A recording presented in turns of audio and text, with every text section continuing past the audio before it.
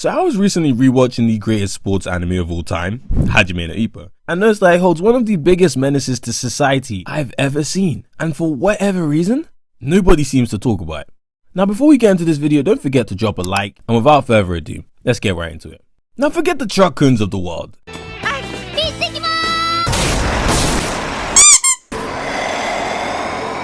Jesus is Lord! What is you looking at, my nigga? That's tough. The long-haired Season 4 Part 1 errands and Yujiro Hamas of the Black Air Force Society. I want you guys today to step back and think of real-world menaces. Think of the Mike Tysons of the world, the type of guys that bite ears clean off like Suarez and seem to crap out endless, musty streams of testosterone. You know, these are the type of guys that would probably throw jabs at pregnant ladies. Like when we think about menace, you know, this guy gives off the same energy as those dangerous ass barbers that are trying to push your shit back.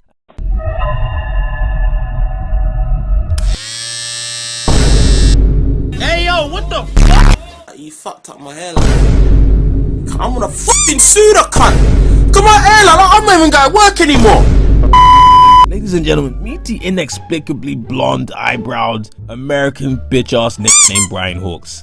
This failed abortion was conceived on December 20th, 1994 and was straight out of the womb wanting smoke for any and everything. If I have somehow not made the point clear enough that this guy is a menace, Bryan Hawks is the type of guy to push elderly women down the stairs, beat the brakes off babies. In fact, he came up with the term stealing candy from a baby. And knowing this absolute menace, he could probably come up with a more sorry excuse of an apology video than Travis Scott. And not only is his personality really that wild, but unfortunately God decided, let's create even more unbalance within the universe and give this guy an absolutely unjustifiably unfair physique too. So not only does he have the personality of Kid Buu, he also has the body to accompany all of his bullshit too. You see, Bryan Hawks has an inhuman physique that can only be explained as something straight out of the mind of a happy special needs kid with access to creative mode and a Minecraft enchantment table. For whatever reason, without having ever trained a day in his life, he ran the streets of New York as a teen, putting the fist in fog. If you haven't realized, it probably isn't normally a fist in fog. Oh, brother, this guy stinks! And then one day, a money-hungry and really shady, dusty mohawk having ass dude took a chance and picked him up from the streets and put him straight into the professional boxing world. Now for normal humans like me and you, we realize that we have clear limits and we understand that the boxing world is incredibly fierce, housing equally talented and hardworking monsters like Muhammad Ali and Floyd Money Mayweather, which is why it would probably seem like an intelligent decision that if we hypothetically were gonna do boxing, it would be a very good idea that we fully commit and train extremely hard. Now not only did this guy arrive in the boxing scene without the necessary training, he entered America's professional boxing scene, where the competition is particularly fierce, and absolutely violated his natural but also one of the heavier and more challenging weight classes. This wasn't just some casual domination here. Oh boy, did Bryan Hawks slam his natural talent dick on the table, boasting a flawless record of 20 consecutive wins with 17 knockouts and more than one ring knockouts. Now for some of you guys that don't know, ring knockouts are nothing short of superhuman, and to do it intentionally requires a talent that only comes around once every century. Even with the grace of training, it seems almost impossible even to imagine.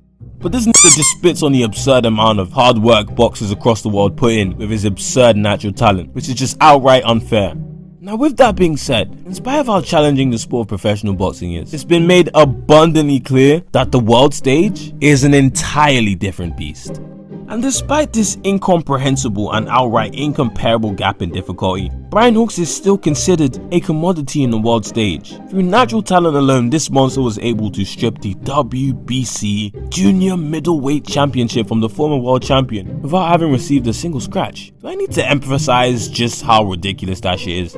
This bastard on a daily basis boasts around the fact that he has yet to have trained, I don't know, a single day in his life, making it his trademark, and his cockiness and poor sportsmanship knows no limits. He also makes it very well known that he chooses to spend the intermission between each of his professional fights with women rather than training, being inaccessible to his manager unless a week prior to his next match. Now we really don't know much about this rabies having yellow eyebrow Chewbacca, but what we do know is that this man really gives negative f***s. ちょっと待てよ。試合のことは知ってんだろうな。さすがにそれは。 And especially in regards to the sport of boxing, extending his disregard for the sport of boxing even to the one and only other superhuman in his world, Takamura Mamoru. You see, normal people realize that they can boast all they want, but playtime stops when they fight against Takamura. For those of you that don't know, Takamura is someone who accomplished the superhuman feat of bringing down a grizzly bear with his bare hands. Yeah, it seems almost hysterical to imagine that a human brought down the same 800 plus pound grizzly bears that one shot and cleanly decapitate the heads of adult moose, female bisons, and make comedy skits out of guns. Takamura is a freak of nature that is seen as a force too great even for the national level. You know, Takamura is boasting another flawless record like Bryan Hawks of 16 consecutive wins and also 16 consecutive knockouts, possessing the same once-in-a-century talent necessary to intentionally cause ring knockouts. And we have this displayed even during a fight, having significantly messed up his weight management. Now let's not talk about how Japan sucks off Takamura, but the point is, his unparalleled boxing ability has Japan's boxing world, including all of its champions across all of the respective weight classes, on their hands and knees. But this man don't care. Despite the disgraceful circumstance of cancelling and accepting Takamura's title challenge and risking greatly inconveniencing him with a very strict weight management process in which he did fight through, and without any complaint I should add, he engaged in this very challenge without a care for who his opponent is, and immediately hung up the call from his manager upon finding out that his next opponent would be Japanese, showing no interest for Takamura's legendary name. Now some might say that despite all of this, he still attended some of the fights. Now yes, it should be noted that he did arrive in Japan much prior to the fight and even witnessed Takamura's preliminary fight before the World Title Championship in Japan, completely unannounced I should add. So one might think that maybe he's not all that bad and perhaps he does have some common sense considering who Takamura is. And yes, he did give a standing ovation to Takamura, and I guess maybe you could argue he does have some form of redeeming qualities. But what people fail to understand is that his purpose for being in Japan had absolutely no correlation to his title defense. Bryan Hawks, whether foolish or unbelievably arrogant, shows no respect for the sport of boxing. He makes it very clear that he prefers to spend his time with women rather than scouting or training for any of his opponents regardless of their accomplishments. At every opportunity, Bryan Hawks laughs at the sport of boxing, and he laughs hysterically at the historical achievement of Takamura, an intentional ring knockout, and smirks at the state of Takamura due to his strict weight management caused by the unreasonable demands and pressures of being in an unnatural weight class for his fights. You see, it was Bryan Hawks' smugness at Takamura's struggle with the harsh requirement of the boxing world that fueled his knockout, and his humiliation of boxing doesn't just end there. He then, after laughing at Takamura's hard-earned victory, makes a surprise appearance at the post-match interview. Bryan Hawks reveals that his purpose for being in Japan in the face of hundreds of Japanese reporters is that he was there to experience Japanese delicacies. Now I want you to just try and guess what he meant by delicacies. Any decent human will probably come to the conclusion that since Japan is world renowned for its food, it probably has something to do with food, right? You're wrong.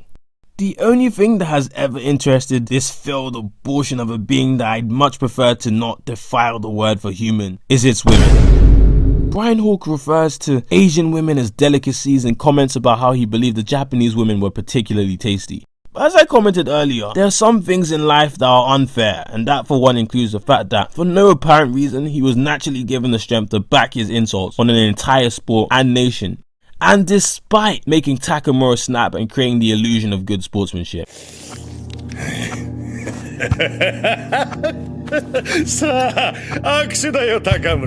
He has the ability to defend himself after Takamura snaps, which not many people can do, catching his enraged fist by the knuckle and humiliating Takamura in front of the entire press. He then proceeds to belittle Takamura by calling the catching of Takamura's knuckles as a handshake. And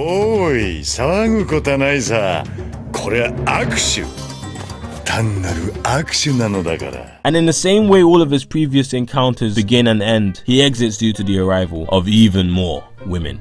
This mutant at every instance up until the final gong commencing their fight is driven only by the presence of women, including the pre-match spar wherein Bryan Hawks was expected to customarily display the fruits of his fight preparation, which by now we understand that this cocky bitch doesn't do. But as all forms of boxing appear to be with this guy, his public spar was a joke even to that of Takamura's coach, to the extent where old man Kamigawa, a true lover of the sport of boxing, couldn't observe the entirety of the bout any longer. And upon exiting the gym, with the announcement of the entrance of some of what Bryan Hawk prefers to call Japanese women, his local delicacies, with the signal of them laughing to let him know that they're present, he immediately smashes the face of his sparring partner, irrespective of his protective headwear.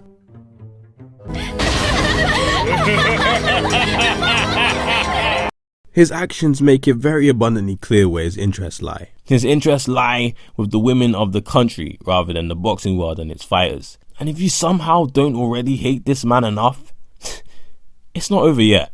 You see, once we finally get to the weigh-in of the official world title defense match, Bryan Hawks made sure that his true aim was abundantly clear. Just when you think boxing couldn't be defiled further by this absolute menace, after Takamura, through incredibly hard work and insatiable commitment, makes the extremely hard weight management for the title match, Bryan Hawk, who is fighting in his natural weight class, has the audacity to make a mockery out of Takamura's hard-earned body on yet another occasion, calling his body crappy and prodding with his fingers and humiliating Takamura and the body earned by his blood, sweat and tears.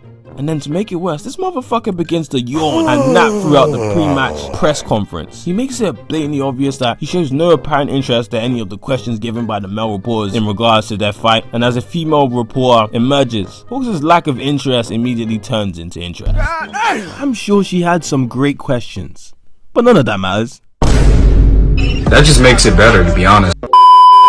If he thought this man couldn't get any more savage, he then comments that what she's really interested in as a sports reporter isn't the sports related question at hand, but him. So he publicly gives her his hotel number and lets her know that he'll show her everything that he has to offer, privately.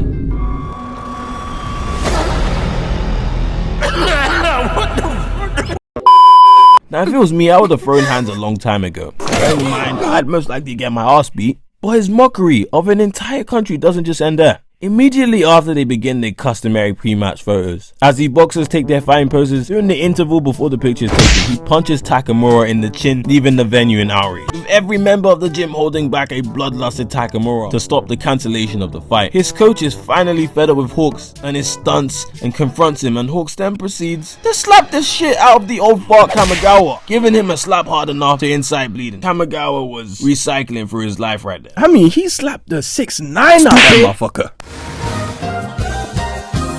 This causes Takamura to snap in a way that can only be done by a man who has no regard for his life.